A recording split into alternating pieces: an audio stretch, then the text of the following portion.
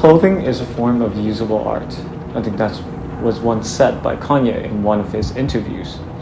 Now, to me, art is simply an expression of ideas that can be taken in many different forms.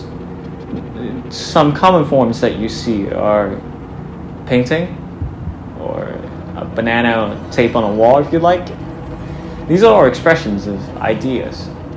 And same with clothing. But what's special about clothing is that it's an expression of idea that also contains a utility aspect to it.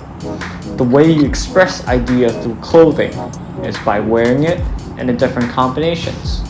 Another aspect of clothing that attracts us is the quality aspect. It's not like a luxury car where you don't have to be super rich in order to be able to afford it.